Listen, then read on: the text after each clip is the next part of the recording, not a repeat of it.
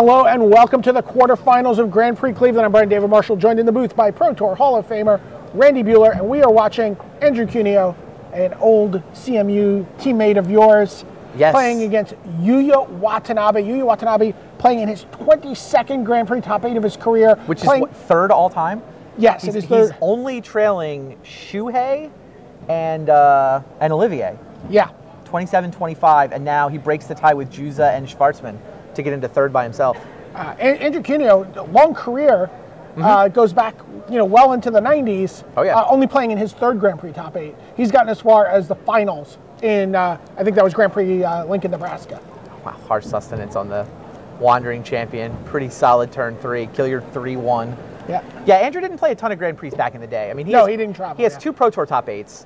From about 10 years ago. The car acrobatic team made the top 8 of a couple of team Pro Tours.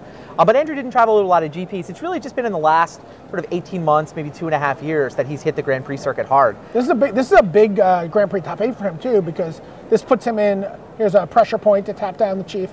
It puts him in a position to possibly get to platinum this year. He came in with 30 points. Wow. Dagatar turn 4 for you. Dagatar.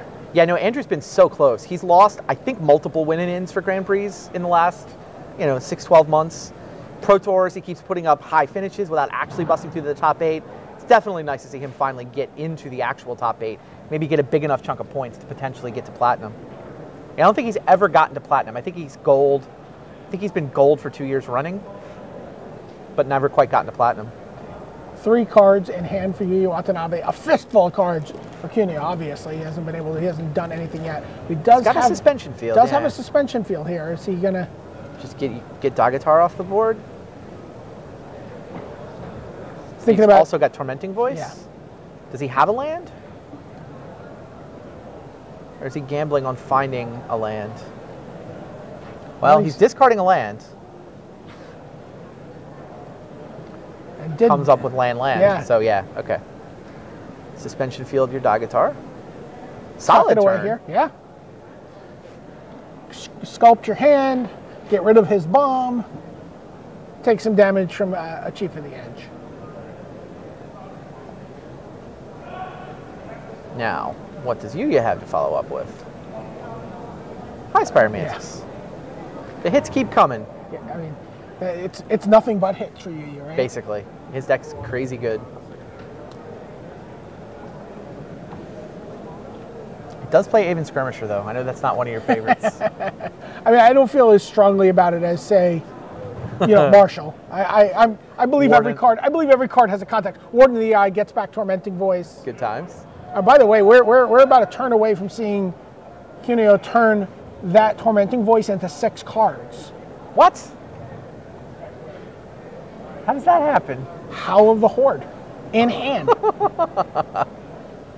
I don't know if he'll have time for such, reindeer games, as a Mardu Horde Chief now joins the board. He takes 3 in the air from the High Spire Mantis. Yeah, Yuuya has gone wide. He's got Andrew at 13. There's a lot of shenaniganing that can go on here. There's also a Jeskai Barricade in hand for Andrew Cuneo. So pick up the Warden. He's got his own High Spire Mantis, yeah. Nice.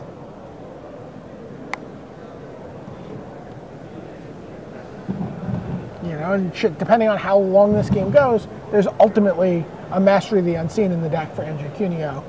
Nice. To gain back. Is that a good one with Howl of the Horde? Buys you a little time, does it?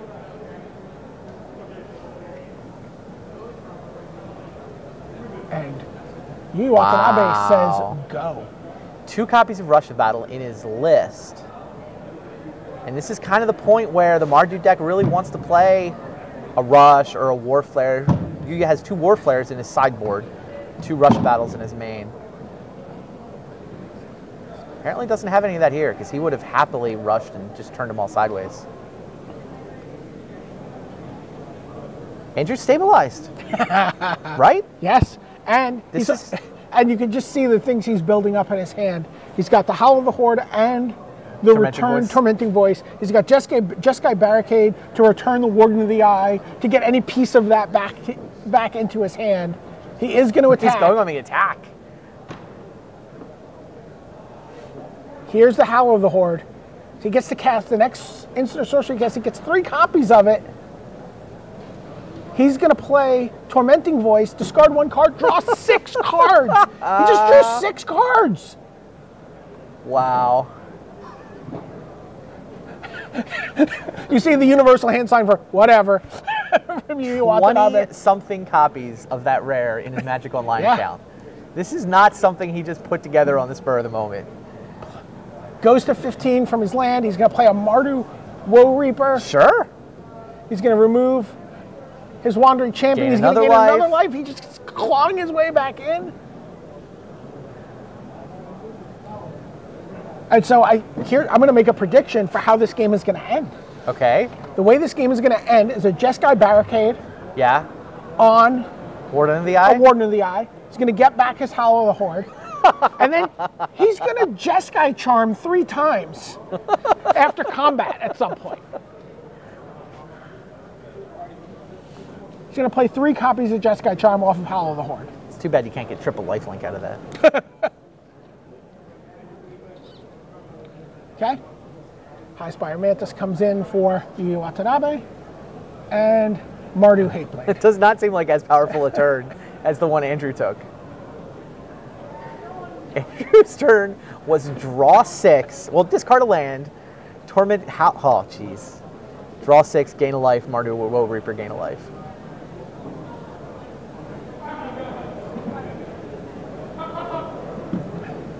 Yeah. High Spire Mantises keep trading. 6 mana. Plays a Riverwheel Aerialist. A Dragonish card. 4/5 prowess. No more attacking for High Spire Mantis, please. Yuuya draws. Aven Skirmisher. Aven Skirmisher.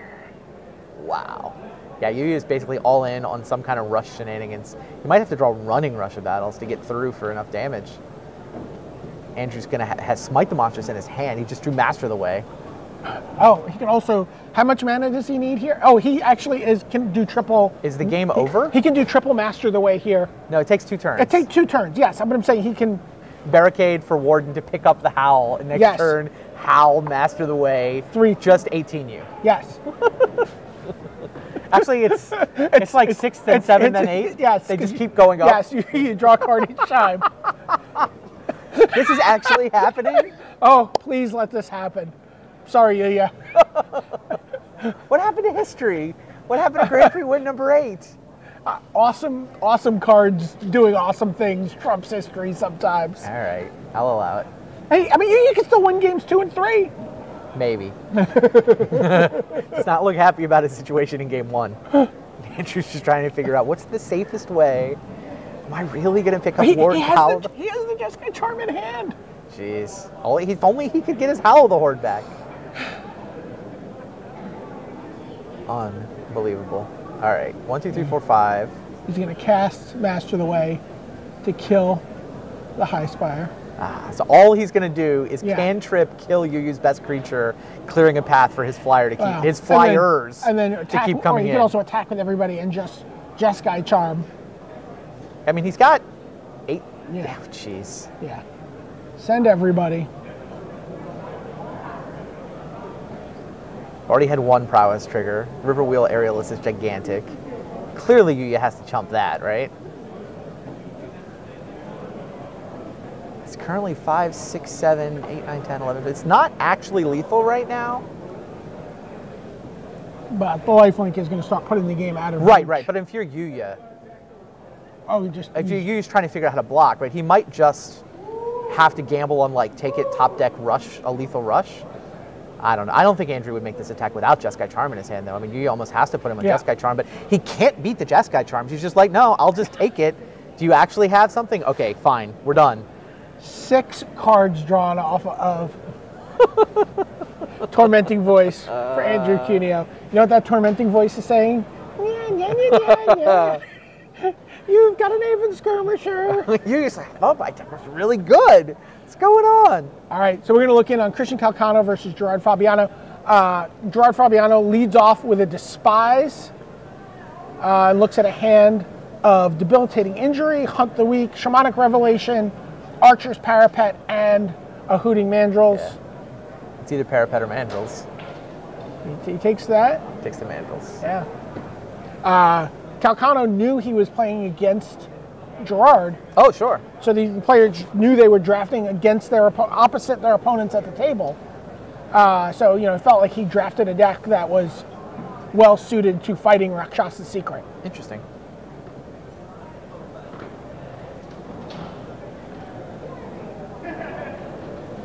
Debilitating Injury gets Pony back.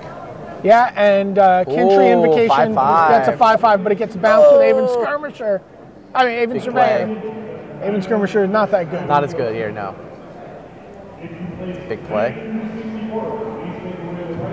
I think he's just saying, can I read Shamanic Revelation? Sure.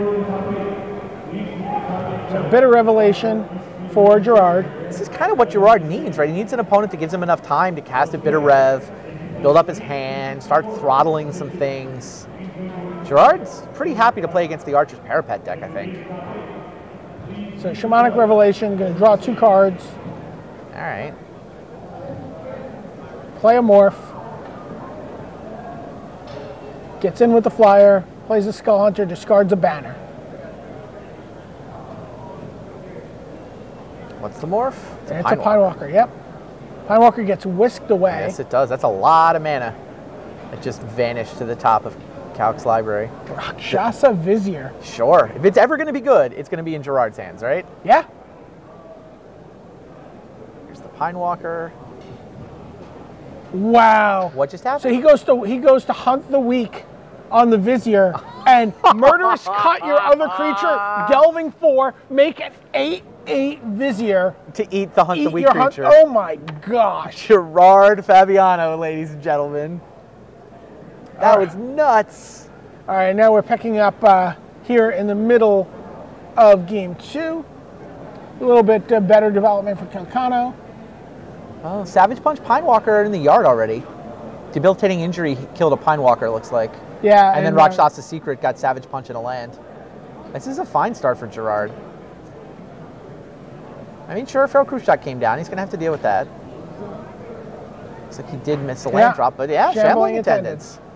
No problem. Yeah, and Calcano is down to 2 cards. 2 cards, yeah.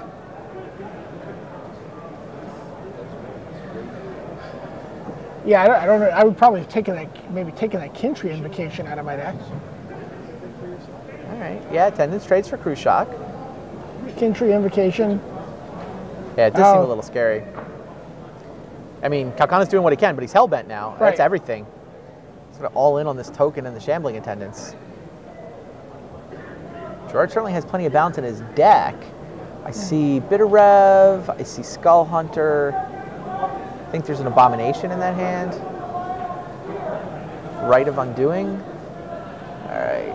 So, Sultai Skullkeeper.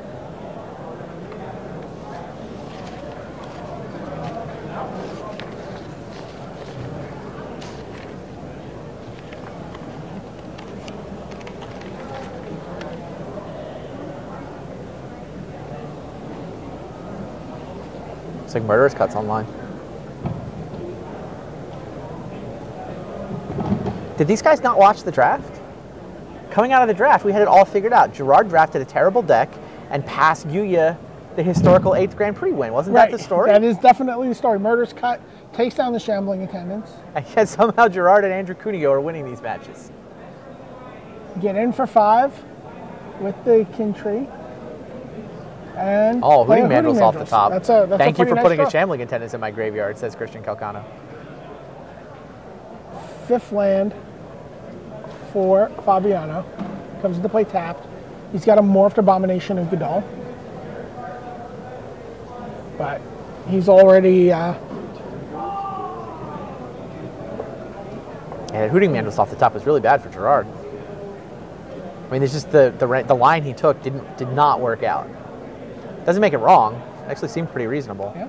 I mean, somebody, you know, most Magic players try to fill their decks with good cards, right? So that the stuff that comes off the top is, you know, pretty powerful. And well, just he played Murderous Cut main phase in order to play around any potential feeder resistance. Sure. But what it actually did was give away the Delve card for the Mandrels. I think we're going to see Rite of Undoing here. Bounce your token and bounce my Sultai Skullkeeper. That makes sense.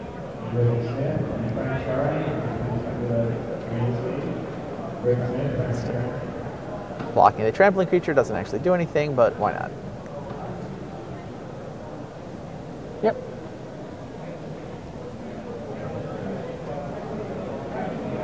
Yeah, I'm not sure why you blocked. Why not? Why not, exactly. Now Gerard can Bitter Rev? Yeah, Bitter Rev, he has a Disowned Ancestor he can Right. play. He falls to 9 from the Bitter Rev. He's going to fall to 5 5 from the Hooting Man. 4 then from the Archer's Parapet activation. Yeah, this is starting to get a little scary. It's not clear he can afford to Bitter Rev. No, he decided not to.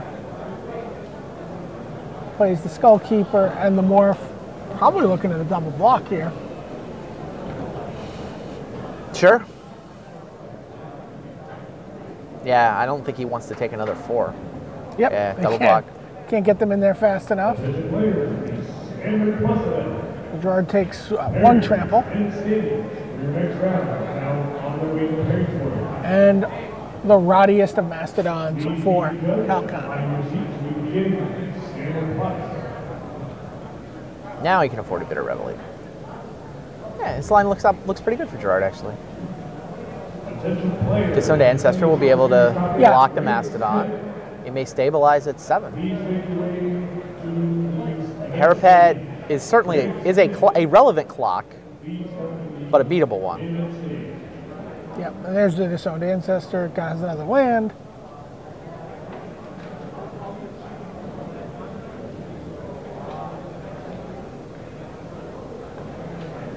Yeah, we're on the Parapet plan here right now for Calcano. Yeah, Gerard. He's like, can you gain life in this deck? Colors don't. You like Gerard to bust out Feed the Clan? There's your Treasure Cruise. But a 1-mana draw 3. It's like, yeah, I see your Archer's Parapet. I don't think I'm going to need 6 turns. Didn't even need to tap out. He still has a card in his yard.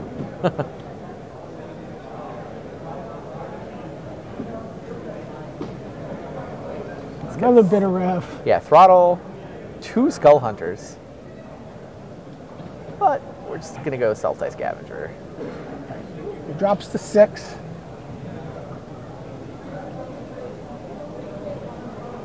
You might actually need 6 turns.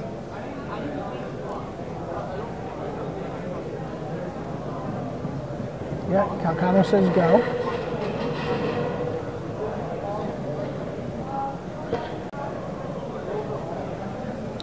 And he starts to mount his offense.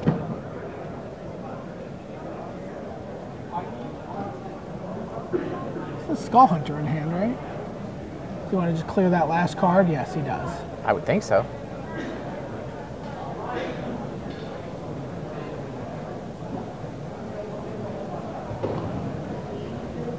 Oh, Simsig Muckdraggers. That's a good one to knock away. It was 1 mana away.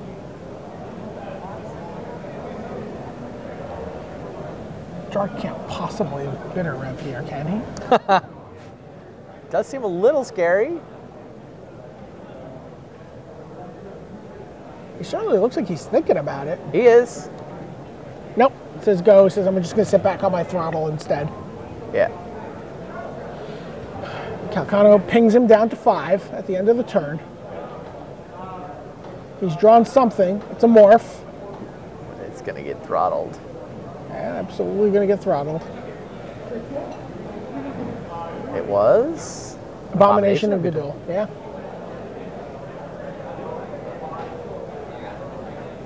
Okay. Flies over, drops Calcano to 16. I think he drew the Vizier. Yeah. Yep. Ooh, Surveyor. Yeah, even Surveyor changes the clock. I would like your guy to have Summoning Sickness, please. Oh, and then he still hunts it away! Bounce your Archer's Parapet, 1 card in hand. Mardu Skull Hunter you, empty. Shamanic Revelation draws 1 card for Christian Calcano, and he says go. Gerard's going to win. He's going to go to the semifinals. He's winning with the craziest, awfulest decks.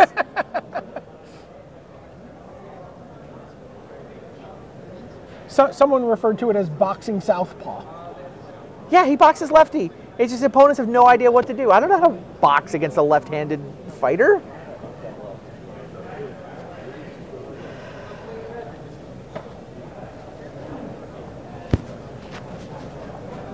Just dismantles Calcano's hand at every phase of the game. Rakshasa Secret was his turn 3 play. Yeah, if you're Calcano and you know you're playing against Gerard, do you really want to fight him on the Sultai axis? I mean, maybe it's good to you make sure there's a Sultai drafter at the table so that not that many cards go through. And Gerard's deck did probably wind up bad in part because Christian took a lot of the Sultai cards.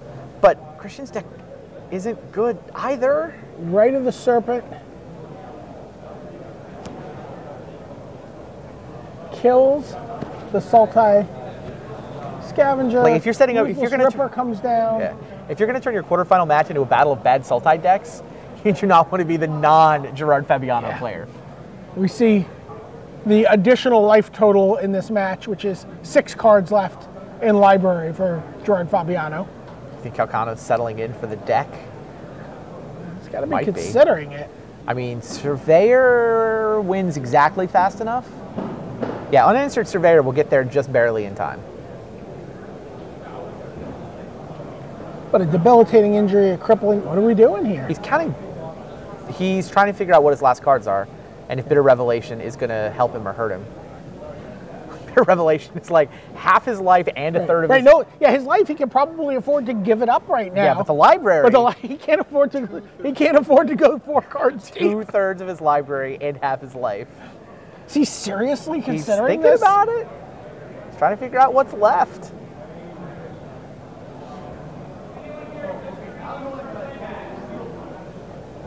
Calcano is hellbent, and the Surveyor wins the race versus Gerard's deck right now.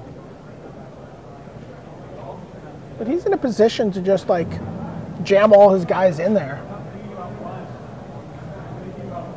Okay, decides I'm just going to attack with the flyer. Yeah, Outlast. Yeah. Calcano draws. Nothing. Says go.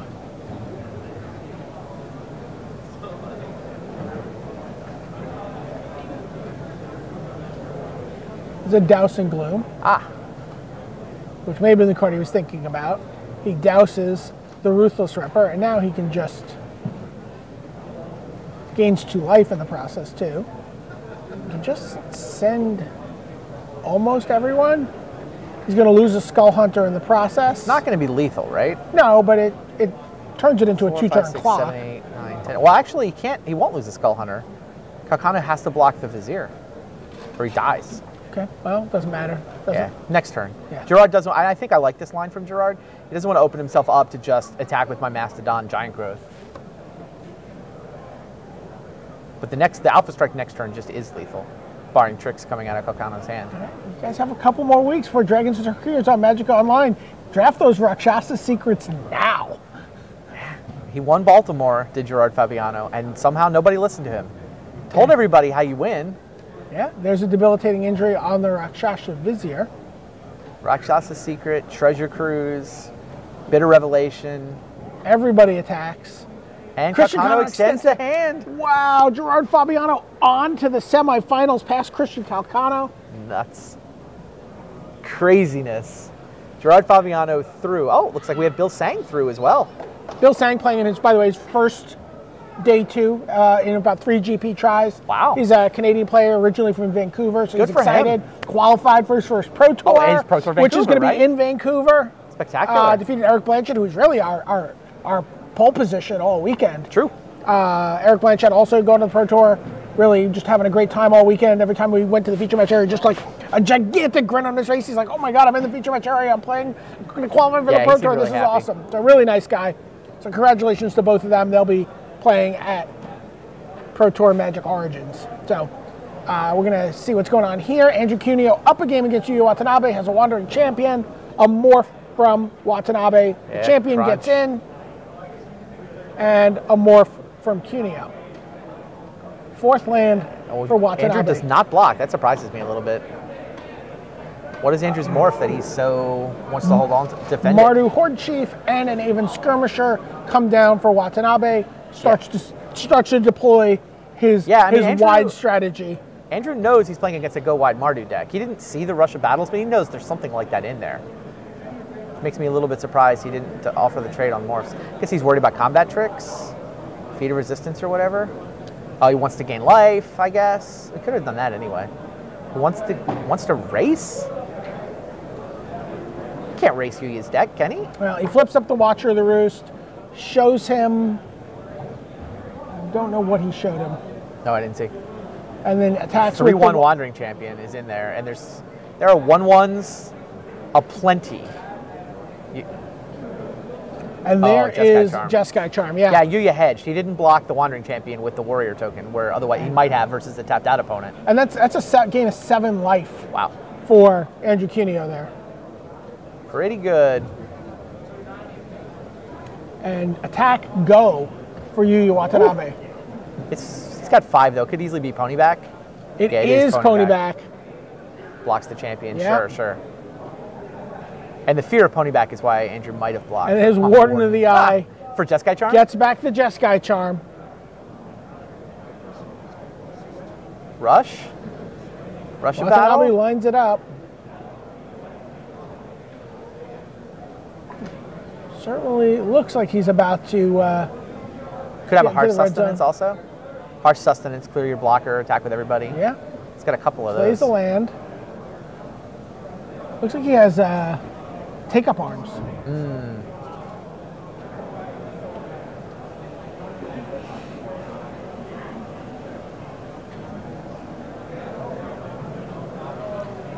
Spreads out his creatures.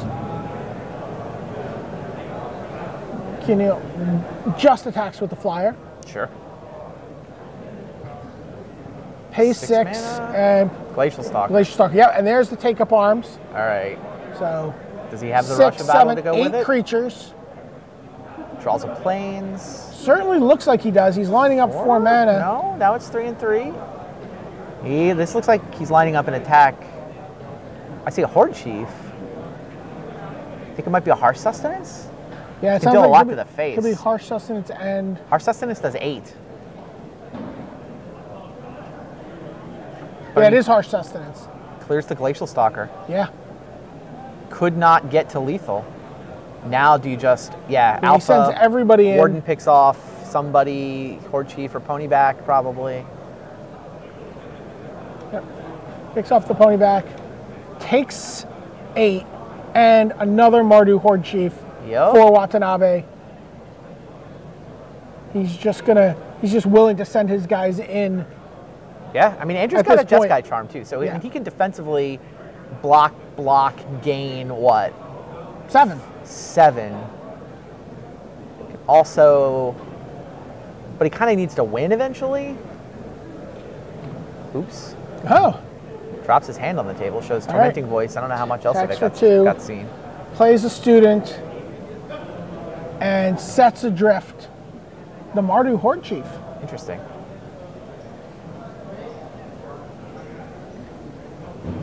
Watanabe lines it up, starts thinking about how are you going to block.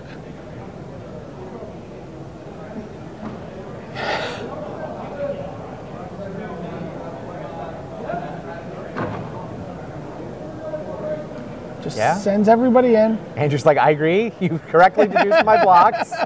Take 5, and you replace. Another Horde Chief. But I think we're getting to the point where we're going to see Tormenting Voice.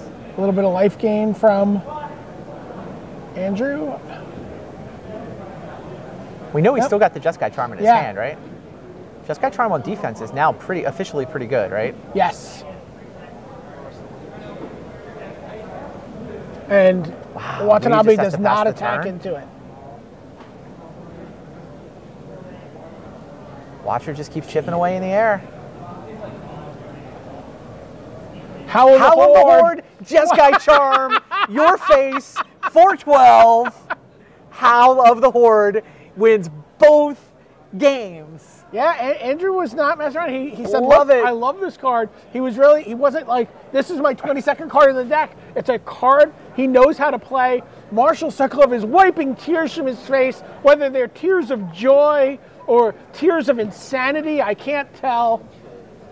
Andrew Cuneo through to the semifinals. Gerard Fabiano through to the semifinals. Bill Sang through to the semifinals. He has a pretty normal deck. No idea what's in store with Jake Mandelo and Ross Mariam. Is that a turbo match? I believe that is a turbo match. Awesome. What do these guys got going on? Yeah, tell me what's going on for Ross Mariam. His deck starts with Sandstep Mastodon. He was not afraid to first pick it, even though it cost 7. Elite Scale Guard did not wind up in the deck because he wound up Sultai. No wonder the Sultai decks are all terrible. There's 3 of them. Yeah. And Jake Mandelo, he's playing Teamer. So you see he's got the Tuskguard Captain that he's attacking with.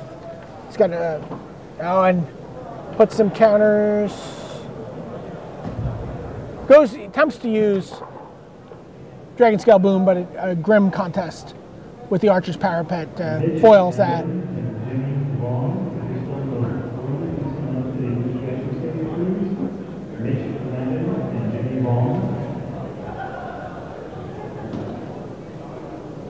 So, Cloud Form. Sure. Outlast. It's always a Willy Loxodon. Okay. Flyer chipping over the Archer's Parapet and the Willy Loxodon. Yeah, and then, Longshot's a 5/5 at this point. So it starts to get a little scary. Loxodon's basically on defense here. Another morph from Mariam.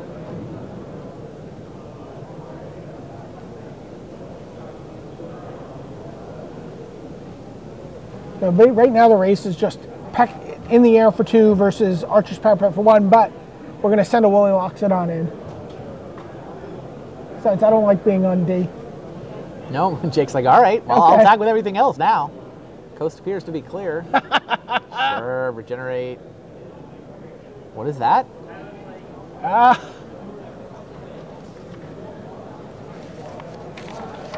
Jake Mandelo, I'm just trying to see what pick he took that. Ruthless Instinct's Ruthless 8th? Instinct 8th pick, okay. So he gets to trample over there Yeah. for the kill. And he is up 1 game on Ross Mariam, comes out with the Highland game on turn 2. Sultai Ascendancy Wow. on turn 3 for Ross We Mariam. saw 2 of those floating around. Gerard was not particularly interested in them.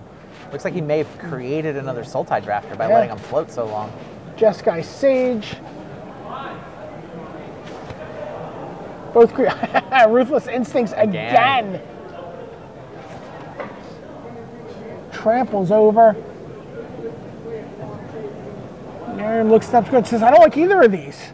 Puts them both in the yard, draws a new card, plays an Archer's Parapet. Okay, gets in for 2, plays a long shot squad, but that gets Disdainful Stroked. Yep. Long shot squad of his own.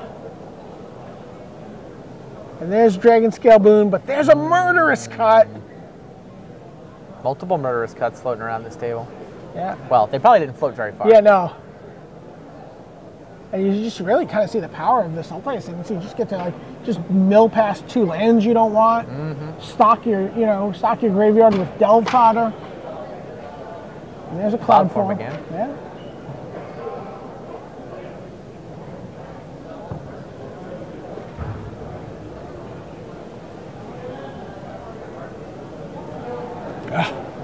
There's a Sagu Archers to, but there's an Avalanche Riders. Tusker. Avalanche Tusker, sorry, yes. Avalanche Riders, completely different card. Different card. It dies, though. Yeah, Grim Contest. The 4 toughness there really... Yeah, dies to an Archer's Parapet. Now a Cruise Shock. Feels like that Sultai Ascendancy that Ross is just drawing better. Yeah. I mean, there's always, I guess, the risk that you deck yourself, but he's got such an advantaged board. Whisk away your blocker. Crush Shot comes back down. Yep. Looks at 2 cards. 1 on top, draws 1. So that's 2 good cards coming up in a row. Reach, attack. Jake's trying the blocking plan. Once you start blocking against the late game Sultai deck, I feel like we're going to game 3 hard here to recover pretty soon. Still keeps 2. There's a debilitating injury. Flock does block, okay. So empty-handed for Mandelo. It's a Willie Loxodon, of course. And that's the game. Sultai Scavenger. We're on to game 3 here. Jake Mandelo has seen enough. Looks like Ross Mariam is mulliganing. Yeah. And we're underway. Turn 2 Jeskai Sage for Mariam and the Tuskguard Captain for Mandelo. Okay, right into being.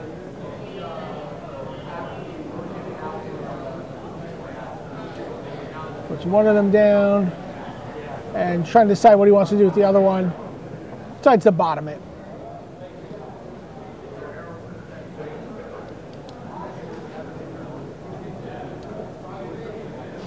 So both players are sort of staring across the table at each other.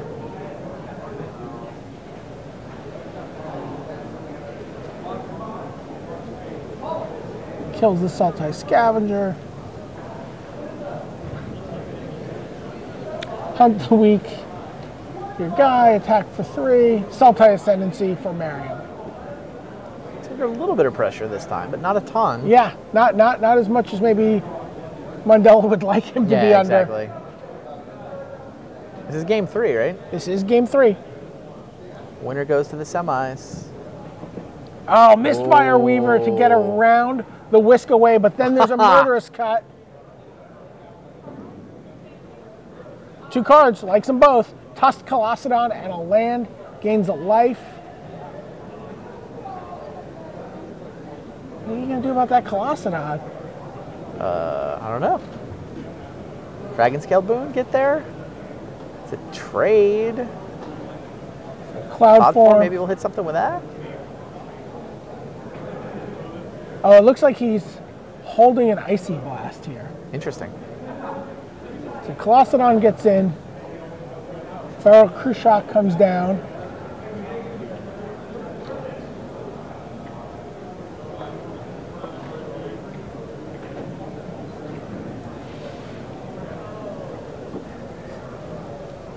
Water World draws the Disdainful Stroke.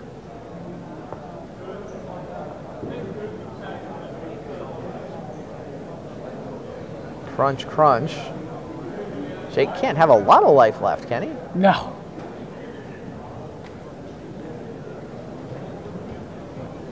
Can he? Does have a Dragon Scale Boon, but... So he attacks into... Oh, Sagu Archer. Yeah, Sagu Archer. Dragon Scale Boon works out great and there. And then gets the Icy Blast, the last 2 creatures. Sure. Keep them locked down now that he has Ferocious. But Yeah, Grim Contest. Takes down the big guy. And there's Face up, Willie Loxodon. Krushak's still not untapping. Can Jake turn this race around? He's clinging to his last couple of points of life. He's clinging to his temples. He's like, oh, come on. Ross Mariam was pondering the top 2 cards of his library. Keeps them both. Snowhorn Rider. Face up. Snowhorn Rider wins Flyer that and Loxodon.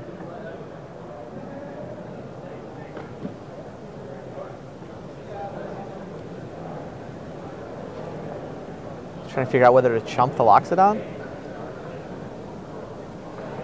He's got 10 points on untapping next turn. Right. Trying to think about what tricks. I mean, I assume if this was lethal, he would have snap chumped. Yeah, well, he does. It's close enough that... Oh, Mandelo's thinking about trample here.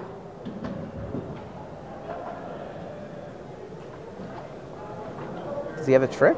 He should at least represent a trick. Well, I think he's at least saying I could have Ruthless Instincts. So Dragon Scale Boon on the flyer. So it's now a 4-power flyer. With Hexproof.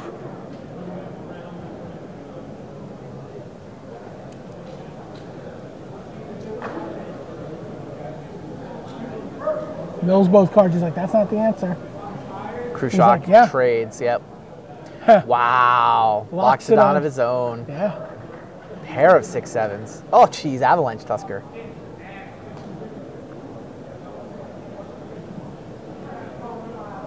This game's gone awfully long. You'd think the Sultai Ascendancy player, Ross Mariam, would have the edge here. Yeah. Mills yet, 2 cards with his two self. good ones.